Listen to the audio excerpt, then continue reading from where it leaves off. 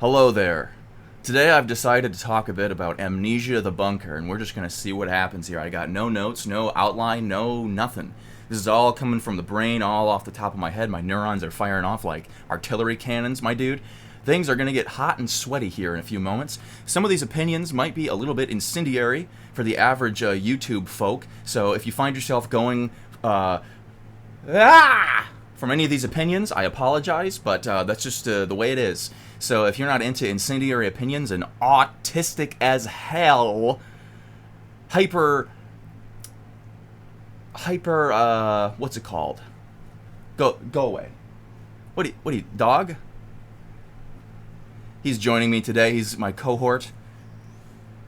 Anyway, this is going very well. Going about as well as I imagined. So I'm going to talk a bit about the bunker today. And, shit. So the bunker is a pretty good game. Okay? Now, bear with me now. Okay? I know this seems like very like hectic and like all over the place, but things are going to get more focused a little bit by just bear with me here. Amnesia the Bunker is the first good game that I have played this year, in my opinion. In fact. Anyway, so the bunker takes a few elements that has made Amnesia flawed, and I think really enhances them, but it also takes elements that made in my opinion, their best game, Soma, and it sort of takes a few steps back. There are steps forward here and a lot of steps back, and I sort of want to go into what I think the Amnesia the Bunker did very well and what I think it did very poorly. In essence, I think this game, like pretty much every survival horror game, has an incredible first half, and then a very faltering, bordering on bad second half. And I sort of want to talk about not just Amnesia the Bunker, but also just survival horror games in general, because I think this is a problem that has plagued the genre since like Resident Evil 1, I think, had this issue where the first half is so good, so insanely good, and then it sort of falters in the second half to where it doesn't really hold up compared to the first half. And I think the problem with this is level design. I think Resident Evil 1, in a lot of ways, has not been outdone in terms of level design. I think in survival horror, the main art of survival horror that I think goes unnoticed and unpraised way too often is level design. Interconnected level design. Level design that you feel like you can get lost in.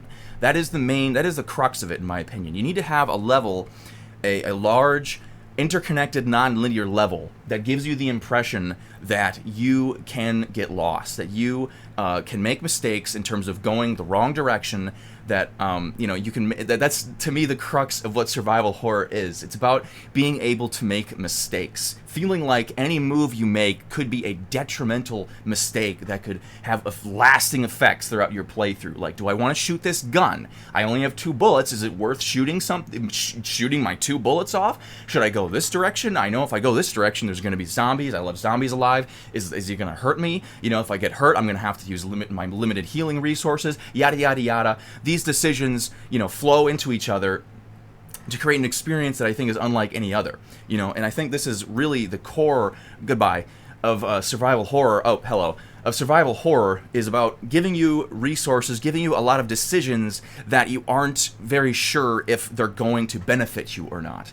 And I think the Bunker does a very good job of sort of carrying this over, and it's the first survival horror game that I have played in a long time that I feel like almost gets it. It gives you the non-linear, sort of interconnected level design. It's a lot more hub focused than I think I would like it to be. I would much rather have it be like the RE1 mansion, where a lot of different areas of the mansion sort of interconnect to each other in ways that you wouldn't imagine, whereas the bunker is a lot more like, here's the central hub, and then here's like 4 or 5 sub areas that are connected to it, which is good. It's better than the average survival horror game, but I still don't think it's quite at the level of something like RE1, which in my opinion is one of the most legendarily put together levels out of any video game ever made. And I think the bunker also does a lot of things to make the sort of the chase, the pursuer enemy, in the bunker you get one enemy, which I think didn't really entice me going into it, and I think coming out of it, it didn't really win me over. And I think there's a couple of reasons why. I think they could have made the one enemy for the whole game work, but they really needed to have more like variety in terms of what he actually, in terms of his behavior throughout the game. Like I really wanted him to like set traps or change his behavior, change his tactics. You know, I wanted to feel like he could be around any corner. You know, I wanted him to stop being so loud. That was sort of the thing that really got old throughout the game, is like, he makes so much fucking noise when he's just moving around in the ceiling. He became predictable, and this is sort of a problem that has plagued the first game, where it's just the monster becomes way too, once you understand how he works from a mechanical level, and this is not just a problem that plagues Amnesia, a problem that plagues pretty much the entire survival horror genre, is that once you understand how these enemies work from a mechanical level, all of the horror is gone. It dissipates. Like, once you understand how the monster from the first Amnesia game works, once you understand, okay, I pick up a puzzle item, and then I hear noise, go under table, wait a minute, and then monster gone, the game is done. It's over. You solved it. It becomes basically a checklist simulator at that point, where it's like, I don't really feel like I'm playing a horror game. It feels like I'm playing a checklist simulator with a horror theme attached to it. And I think this game isn't nearly as bad as the first Amnesia when it comes to that, but I do not think that it holds up like something like Soma, which fixes multiple core issues that has plagued not just the first Amnesia, but the survival horror genre, you know, in general. Like, I think one of the main issues I have with the survival horror genre is leaning way too heavily on notes. You know, just the scattered notes where you have to pause the game and read a bunch of text on the screen, and that's how a lot of the story is conveyed.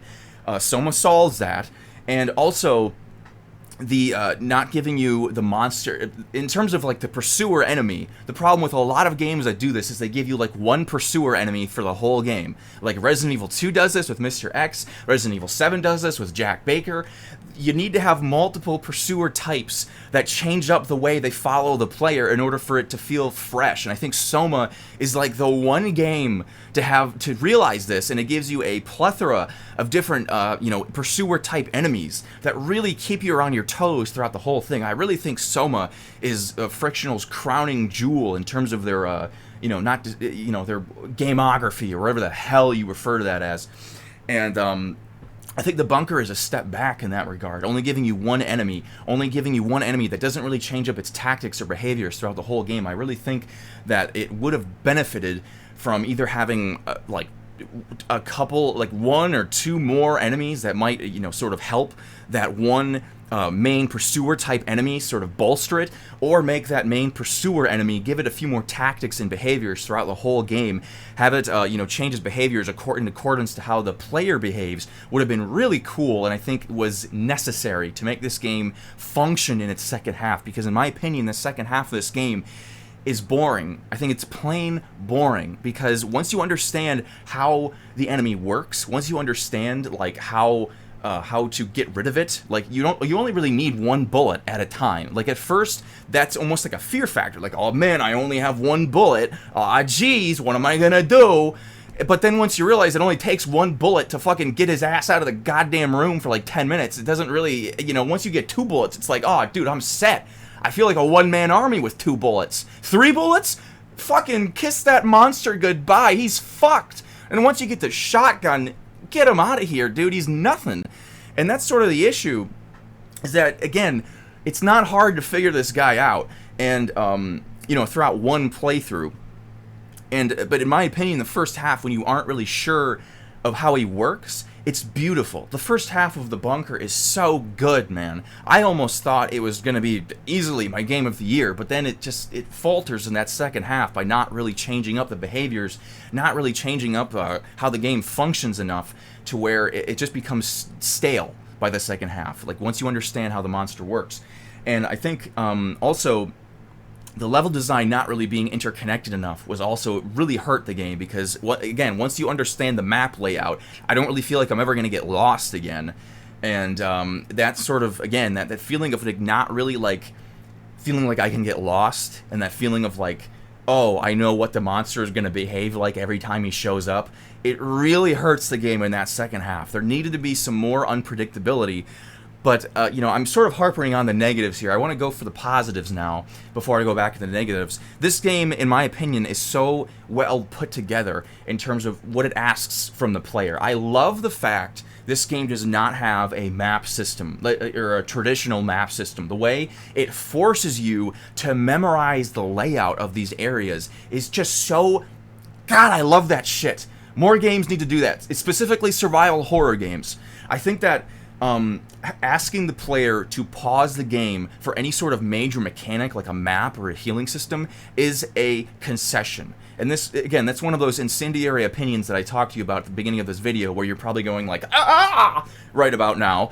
Like, I genuinely believe that any game that asks you to pause to heal or pause to look at a map is poorly designed by nature. We need to get away from that, and Bunker is a start. By forcing you to actually memorize the map, it just helps the horror aspect of the game so much by making you feel like it is possible for you to get lost in these sort of relatively simple environments. You know, there's not really a lot of hallways, there's not a lot of like area here, but the fact that the game has the balls to not let you pause the game at any time and know exactly where you're going, it's just so good, man. I fucking love that. Do more of that. Fuck yes, good job.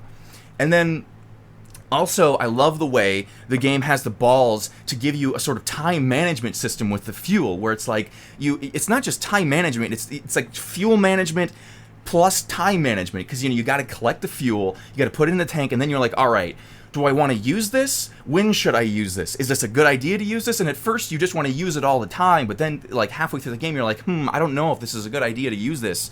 Every single time I go, maybe I want to conserve this. And that forces you to go into the darkness a bit more, where the monster is more dangerous. And that is so good. The way the fuel system works, the way that it drains so quickly, the way that you can take the clock with you, and that takes up precious inventory space, especially at the start of the game when you haven't found the pouches. Holy hell, that is so good. I love that shit. The fuel system, the map system, top tier. Fucking top tier. Good job. Okay, I need to take a break. And then let's talk about the sound design for a second. The sound design is, again, top tier. But this is something I expect from Frictional at this point, because their sound design is so good. It puts every other horror game sound design to fucking shame. Their sound design is, ooh, man, it's so good. The way the guns sound, the way the sounds the monster makes, man, it is so good. Visceral, even. I love it. The way this game feels, the way it feels to shoot the gun. It just like one gunshot in this game is as impactful as like 100 from a different game. It is so good. And okay, let's talk about a few more negatives now, I think, because I want to go from like negative to positive, negative to positive. I think that's a good way to do things. And okay, so I want to talk a bit about, and I want to go back to what I was saying before about pausing the game to do any sort of major like mechanic is a concession. And I'm going to talk a bit about the notes. I think this game has a note boner. This game has an affinity for note reading. And I think, again, this is one of those like concessions that we've just gotten used to. And I think that Soma was one of the first games to actually do away with this, because they had that system where, you go up to a panel on the wall and then you hear, essentially voices in your head. And I think that's a way to do things, because you can easily, it's way better than the first Amnesia, because the first Amnesia, you'll just be walking in a hallway playing the game, and then the game will slow to a crawl so that it can tell you, it can do some expository dialogue that it forces on you. And, that's almost as bad as note reading, whereas Soma, you have to go out of your way to do that, and I think that's beautiful. It's like they solved one of the major issues that has plagued the genre, not just, Amnesia, but again, the genre in general, for decades now. And this game goes right back to the note reading. In this game, the notes are long and they're not that interesting, I gotta say. If you're gonna focus more on mechanics, I think you should just don't have that many notes. I read all of the notes in this game. I took the time to read all of them. I barely remember any of it, other than like the blood orgy stuff. Okay? The blood orgy stuff sticks with me. Everything else, no. Just minimal. If you're gonna have notes, minimal. There is way too many notes in this, especially for a game that's like trying to like keep you on your toes, like stopping to pause and read these notes. It feels like a step back. And now, am I saying there shouldn't be any notes in these games? Like, no. Okay, yes, I get it. They're in a bunker. I think that notes are, you know, a necessary part. But I do think that it would be way better if the notes were shorter, and if, again, you didn't have to pause. I think that would be better. I know that's another one of the opinions. You know, one of those opinions. But I just think that games, especially survival horror, especially immersive-driven games, need to do away with the pause to do this shit. Pause to heal, pause to read note, pause to look at map. Those are all concessions, in my opinion. All concessions we've gotten used to. And I think that also it becomes downright comical with some of these notes, especially in horror games, where people are like losing their minds and like, I need to eat blood. I need blood and guts now. I'm losing my mind. They're writing this down in a fucking ink pen with perfect penmanship. I am losing my mind. I am going to eat blood and guts. Stop. No one who is losing their mind is gonna take the time to write this shit down. It is comical. This shit is in the bunker. It's like, it was okay in Resident Evil 1 because that's a B horror movie type shit. This is taking itself way too seriously to have notes that are this fucking comical. And again, if you're gonna have notes, have them be short to the point. Okay, this is just my opinion. Short and to the point, real time. That's where we should be headed for horror games. Have the balls to have all your shit be real time. And then let's go back to the level design for a second. I think in terms of level design, what I was really looking for was more interconnectivity between the sub-areas. You know, connect Arsenal and soldiers' quarters, or connect, the prison to, whatever. You know what I mean? Like, I wanted some vent systems. I wanted some secret pathways that I could discover with, the crank, whatever. I don't know what tools are called. What do you think I am? Fucking, I'm an idiot. I'm a fucking idiot that plays games all day. You think I know what a tool is called, referred to as? Get real. Anyways, the cranker doodle thingy for the vent wall chain things. Yeah, that. You know what I'm talking about. You know what I'm talking about. Vent covers. Anyway, so yeah, I wanted more like secret areas with, there's that part in the I think it's in the kitchen. The eating quarters of not the Arsenal. It's the place with the communications center. There's a little place in the eating quarters where you have to use that, the cranker doodle thingy to get into the vent chain wall thing, and then you take it off. And it's a great section because it forces you to move a bunch of shit, and I love that. That was one of my favorite sections in Soma. It probably was my favorite section in Soma, where it's like all this little shit that's on the ground becomes a gameplay element. Because, when you're walking and then you kick something, you kick a little can, it's like, it's like an oh shit moment. So all the little pieces of shit that are just cluttering the environment in every other section, that's just, in every other game that's just pieces of clutter lying around, becomes a really important gameplay element. And that section really reminded me of, my favorite section in Soma, where you're just trying to very carefully move like pots and plates to the floor to try to reduce the amount of signs you're making. Perfect. Love it. But then you get into that little room, and it's just like a room with nothing in it. There's that little, I think it's like a little photo or something of a layout, and maybe like a bandage or something. But like, why not have that lead into, like, give me a fucking vent into like a different area or something? Give me vents. I want vents. Give me those vents, bitch. Anyway, enough about vents. Okay. Maybe I'm talking too fast. I have no idea. Is this what people want? Probably not. But I don't give a fuck. Fuck you. You're gonna get it anyways, and you're gonna sit there and you're gonna listen like a good little retard. I shouldn't have said that. I'm sorry. That was ableist language. My bad. Whoopsie! Ow, my bad! Sorry about that. Sorry about that. Anyway, so, yeah. In conclusion, Amnesia the Bunker is a good game. And I'm going to sort of talk a bit about, like, a rating system, because I do love rating systems, because I don't know. I don't know why. I guess I have caveman brain when it comes to numbers. And I sort of want to talk a bit about, like, how I would rate things. Like, to me, a 7 out of 10 is good.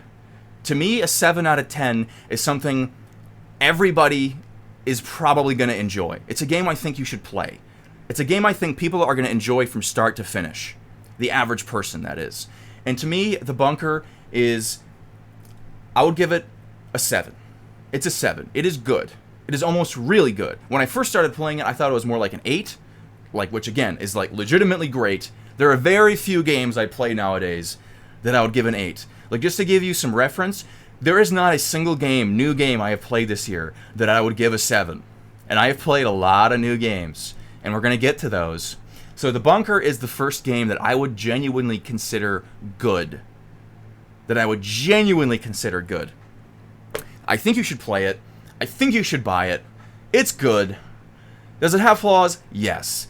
But again, the atmosphere, for the most part, the first half of this game it's almost magical how well put together it is.